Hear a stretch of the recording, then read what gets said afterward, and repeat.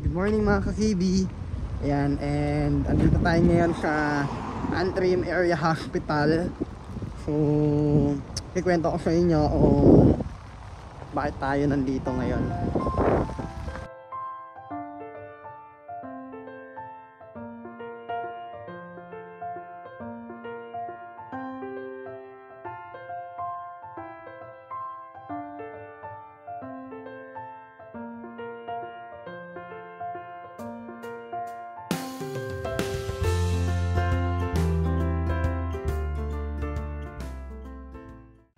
Mga ka-KB, lalabas lang ako ulit.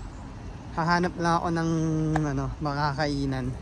Kasi medyo parang hindi ko gusto yung yung selection dun sa sa cafeteria.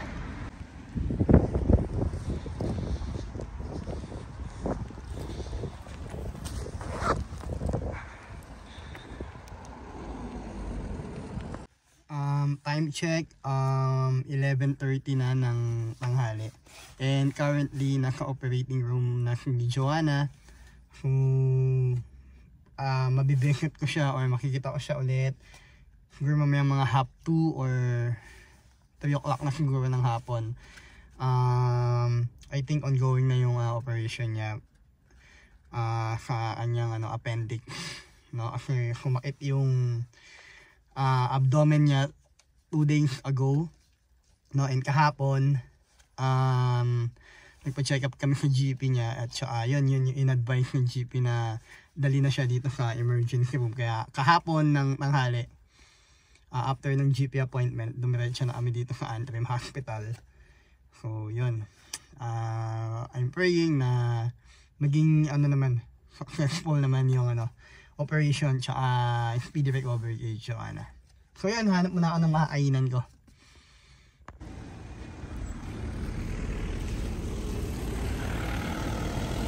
So ito yung kainan na nakita natin, McDonald's, dito sa The Junction.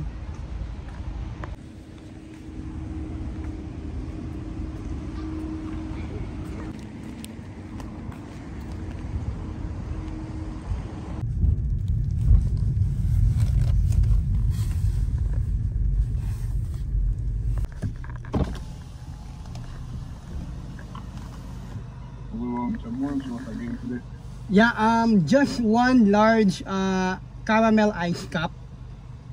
Caramel ice cup, okay. Yeah. Nothing else? That's all, thank you. The £4.39 is 49 Sundays. Alright.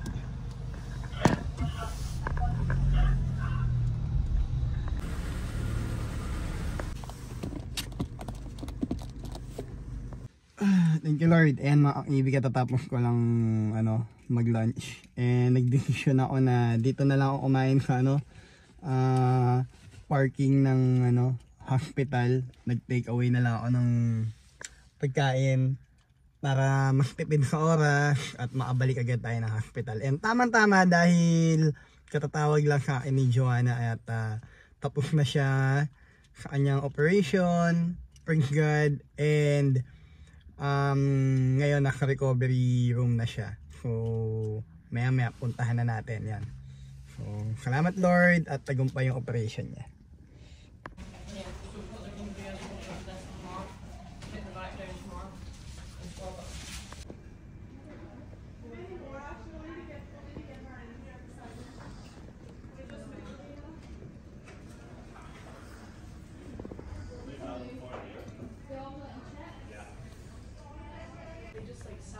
Ayan, hello ka naman sa vlog. Hi mga ka-KB. Ayan, so hello mga ka-KB. Day 2 na ni Joanna dito sa hospital. And mag second night na rin to, no? So kanina nag-undergo siya ng operation. And praise God that tagumpay naman and recovery na siya ngayon. So may good news, no? Actually kasi talaga pala dito pala sa UK, bawal pala yung yung nagsistay yung companion. Walang companion talagang inaalaw overnight. Kaya kagabi, akala ko makakapag-stay ako overnight dito, pero half 11 na ng gabi. Pinauwi. pinauwi ako, napauwi ako ng... Very polite naman. Very polite naman, oo. I'm so sorry, but you have to go. Yeah. Pero praise God dahil tonight, pinayagan ako na mag-stay dito.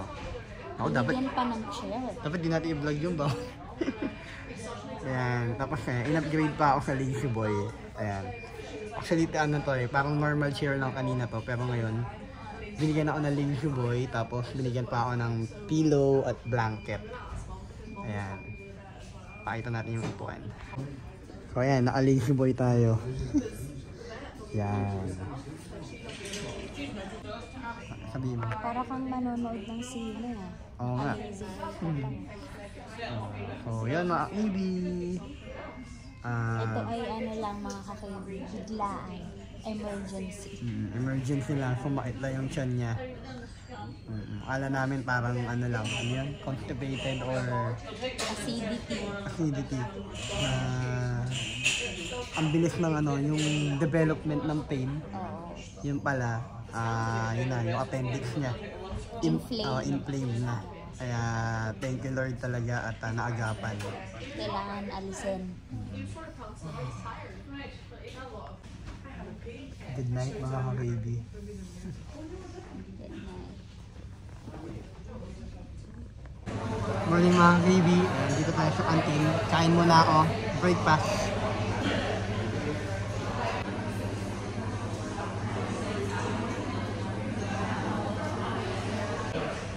Nagbendo lang kami.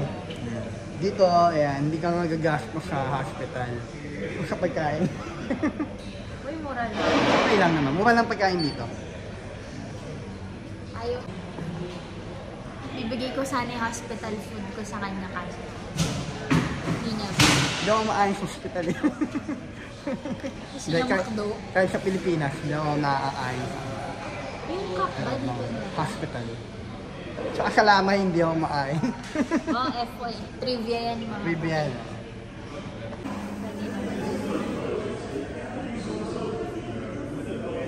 Wow. Ay mga ka-baby, nandito tayo, may toy store dito. Ayan, tingin-tingin muna tayo ng mga Hot Wheels.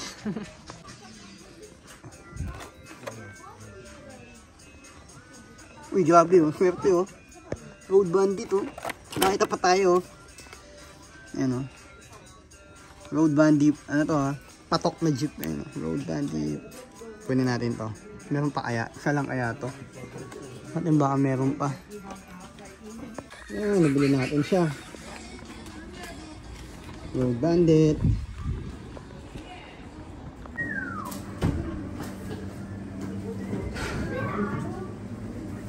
Ayan, Kwentong Butcher, UK.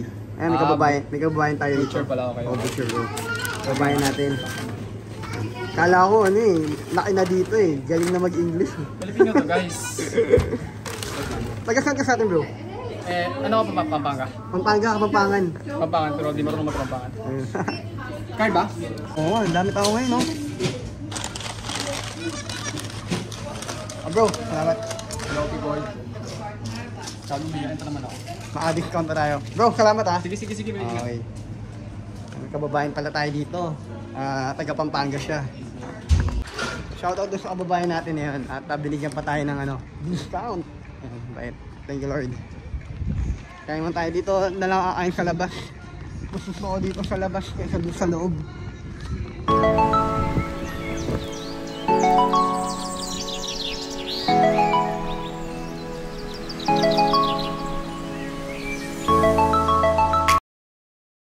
A few moments later. Ba't pa tayo naglalakad ngayon? Para daw for faster recovery. Faster recovery. Ambulate. Okay. Hindi pwedeng laging nakahiga sa bed. Kasi pwedeng Blood clot, yan. hindi. High risk ng chest infection pag lagi ka rin nakahiga, gano'n. Tsaka yung circulation ng dugo. Ayan, lakad-lakad muna tayo. Healing din sa wound.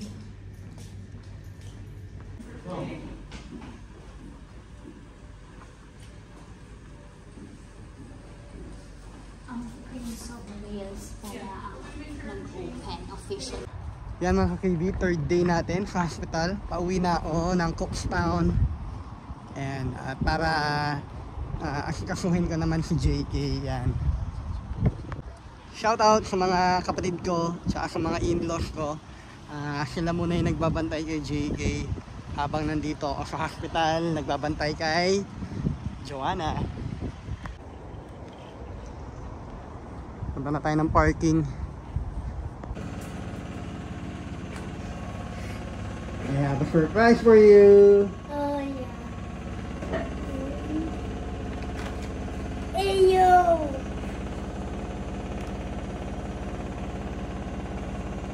Ano yan? Jeep na Philippines.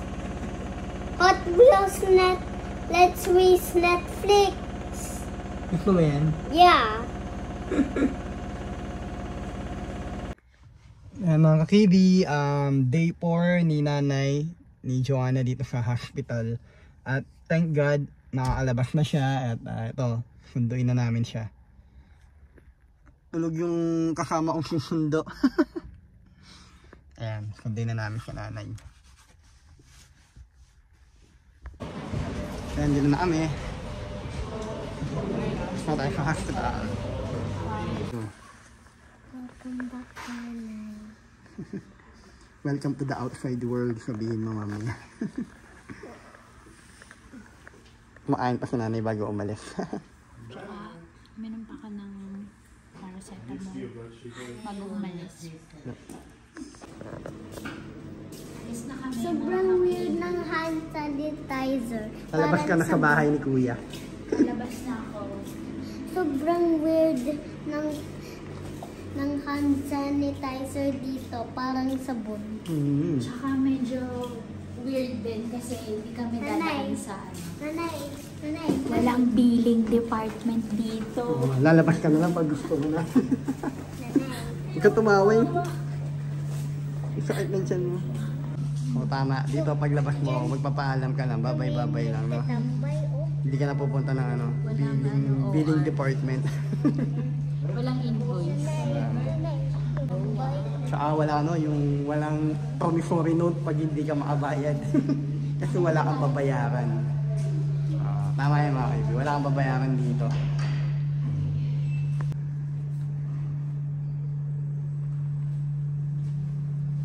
Grabe yung hospital dito, no? Ang lakas maka-Grey's Anatomy. Parang nasa eksena lang ng ano eh. Parang napapanood mo na dati sa pelikula. Wala kaming binayaran sa hospital, no? Sa parking lang. Tsaka pagkain ng bantay. Ayun, yung pagkain ko okay na yun. Tsaka yung ano, yung parking. Ayun, thank you Lord.